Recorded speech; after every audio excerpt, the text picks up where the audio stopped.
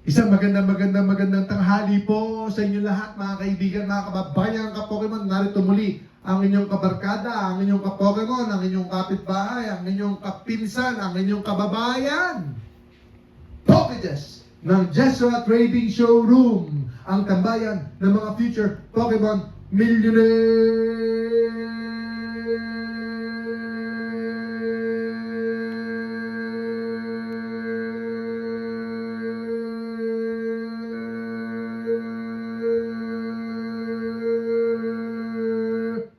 Boom, boom, boom! Paldo! Si Baldo! Aray ko po! Yan po ang ating 151 poster. Binibenta lang po natin ng bagsak presyo. 5,300 po. At sa mga may gusto, bibenta ko po ng 5,000 talaga. Ayan na po. 5,000 na po ang ating 151 poster. Pagkakataon nyo na pong makabili ng poster. Legit, trusted po tayo. At talaga naman, mga kaibigan, 151 poster. Meron po tayong return policy. Pwede po kayo mag-return ng item sa atin as long as not tampered. Makakasiguro po kayo sa atin. Meron po tayong return. Pwede po mag-return as long as hindi po tampered, hindi po resealed. At syempre, meron tayong disclaimer. Pakibidyo yung disclaimer natin. Yan po ang disclaimer natin. Oh. Disclaimer natin, hindi po tayo nagbibigay ng financial advice. Hindi po financial advice ito or investment advice. Ito lang po ay for educational and for informational purpose lang po. Brum, brum, brum, brum. Ayan, mga kaibigan, mga kababayan, ka Pokemon, tuloy lang po tayo sa ating live via Shopee Lite. Isang magandang araw po sa ating mga kababayan mula po Luzon, Visayas, Mindanao. Samahan niyo po kami dito lang po sa Jesra Trading, tambayan ng mga future Pokemon Millionaire!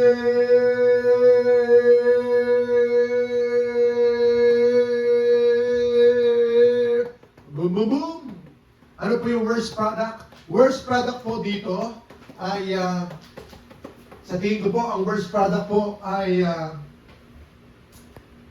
worst product, immediate worst product po. Nadali po tayo ng FOMO ng hype. So, si Jesra Trading po ay nabibiktima rin po ng hype minsan. Pero minsan chumachambas, minsan nagkakamali din. So, to be honest, ang isa sa mga mali natin, ayun, yung mali natin yung barkadang Lela. Ito po mga kaibigan, Chaos Rising yan po. Nabili natin ng around 14,000 pesos. 14,000 pesos po natin nabili ito. Ito pong Chaos Rising natin, Pokemon Center. Nadali po tayo ng hype, ng FOMO. Pero okay lang kasi long term naman po tayo. Importante meron. Tsaka kapag ka nakabuelo-buelo ko ay dollar cost average natin o peso cost average. Kapag mayroong talagang pondo ay bibili pa po tayo para mag-balance po yung ating yung original cost natin. At yung worst product na ito, yung topic natin ngayon, ay it all depends kung magkano nyo po nabili. Magbe-base po siya sa entry point po ninyo. Kung magkano nyo po siya nabili. So in the short term, ito po ngayon, ang worst product ko, 14,000 po siya nabili, pero bumagsak po siya ngayon. Hindi ko alam kung magkano, mga 9 or less. Ayun, yung Chaos Rising Pokemon Center. Pero okay lang naman kasi long term naman po tayo at saka hindi naman hindi naman maraming binili ko. Okay lang, i-peso cost average natin. So it all depends sa entry point natin. Kung nakuha niyo ng mas mura, depende kung kailan niyo po nakuha. So doon po magdidictate kung siya po ay worst product po sa atin. Pero i-base ko po sa worst product sa loob po ng isang taon. Worst product po sa loob po ng isang taon. Worst product po sa loob po ng isang taon at pagdating po sa pagbibenta, medyo mahirap ng konting ibenta. Medyo mahirap pong ibenta ng konti.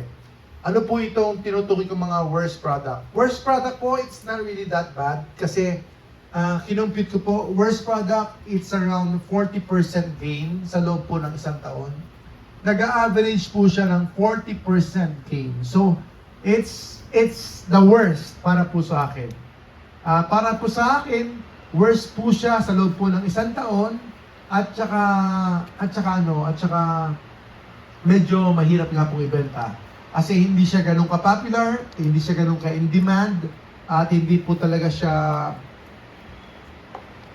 masyadong gustong-gusto ng mga tao talaga. At siyempre, depende po ito sa chase cards.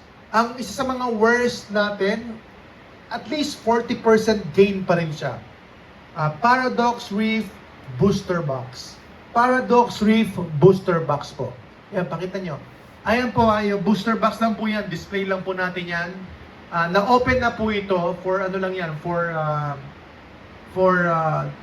demo purpose. For demo purpose lang po yan, yung Paradox Booster Box.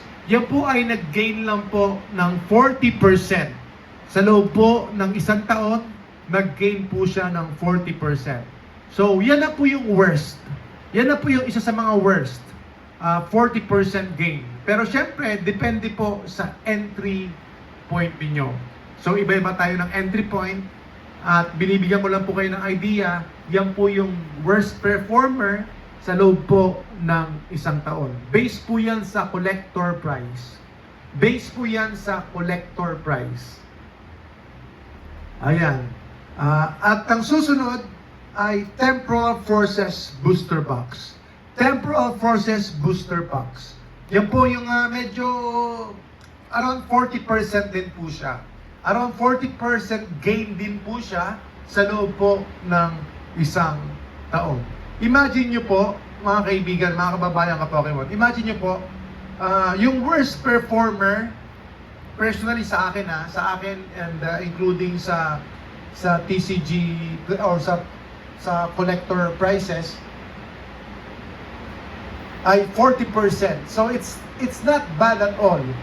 It's not bad at all, pero worst performer po siya sa Pokemon, mga kaibigan. Yeah, Temporal Forces. Sino po ang gustong bumili ng Temporal Forces? Meron po tayong Temporal Forces available for sale. Worst performer na yan, pero it's not bad at all. Hindi po masama. Kasi 40% po yung kanyang itinaas. Based po sa collector. More or less. So yan po yung mga worst performer. And plus yung mga collection boxes. Yung mga 80% siguro. Sabihin ko ng 80% ng collection boxes. And mga teams po ay mga considered worst performer. Pero yung itinaas po nila, hindi po masama. Okay na okay po yung itinaas po nila. Ulitin natin, disclaimer natin mga kaibigan. Yan po yung disclaimer natin. For educational and informational purposes only. Hindi ko po alam kung ano po ang individual risk tolerance ninyo, ang inyong financial situation. So ito lang po ay for information, for education, and do your own research. This is not a financial advice or investment advice. Ipinakikita lang natin, ipinaunawa lang natin kung ano po yung mga available information sa online, sa mga apps, at yung mga personal experience po natin dito po sa hobby. Okay, pakita mo yung collector natin. Ito po available, bibenta ko na po ito, pabagsak presyo. Sir Ian, magandang araw po sa inyo. Sir Ralph, boom boom boom. Sir Kiko, boom boom boom. Sir Sichiro, magandang tanghali po sa inyo lahat. Pakihawakan mo to, anak. Okay, sige. Yeah, pakihawakan ninyo, Madam Lela. Okay, sige, pakita natin para yung proof natin na more or less nasa 40%. Ayan po. Kung 1 year po ang titignan natin, more or less nasa 40%.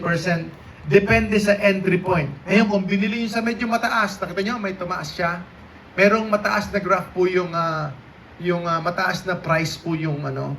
Kung nabili nyo po siya sa peak, then unfortunately, more or less, lugi pa kayo. Lugi pa kayo. So, depende po talaga sa pagkakabili ninyo. Pero based po dito sa 1 year, 1 year po, from 1 year to 1 year, ay more or less nasa 40%. Sabi natin nasa 40% or 39% or 38% yung gain po niya. So, depende po sa entry point po ninyo. But it's not bad. Temporal forces, it's not bad at all. Pati paradox sweep, it's not bad. Bumili ako ng maraming twilight. But bumili ako ng maraming paradox. Bumili ako ng maraming temporal forces. Bakit po? Yan po kasi yung available na closer to MSRP. Yan po yung available na close to MSRP. So, hindi rin masama. Ako, pagka may opportunity, marami lang may mga extra money ako, bibili din po ako ng pitch black. Sana hindi ko binenta, pero nabenta ko kasi. Ayan, for long term talaga yung pitch black natin, pero wala, nabenta po natin. And then, bibili ako ng chaos pricing. So, close to MSRP, I think they're not bad at all. They're not bad at all pag close to MSRP. And opportunity po ito ng mga collectors and mga gusto maka-experience sa hobby ng pag-open ng packs. Chance po natin lahat ito. Chance po ninyo. Chance po ninyo makapag-open ng packs. Okay, kunin niyo yung mga items natin. Kunin niyo yung mga items natin para may benta po natin. Nabenta na po natin ang Pokemon Center Black Bolt. Yan, Pokemon Center Black Bolt, nabenta na po natin. Congratulations. Nabenta na po natin ang XY Generations. Nabenta na po natin ang XY Generations po. Imagine nyo yan, ang XY Generations. Nabenta na po natin yung mayroong kamahalan na booster box. Nabenta po natin ng around, may kasamang trade po yun. So more or less, nabenta natin ng 160,000 pesos.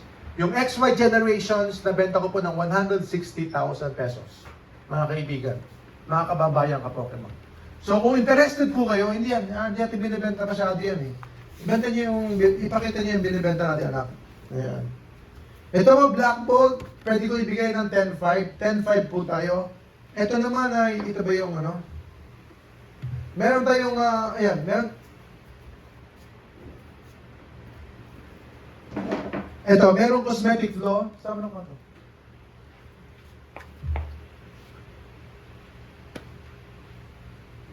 Meron tayong cosmetic flow, mga kaibigan. Mga kababayan ka Pokemon.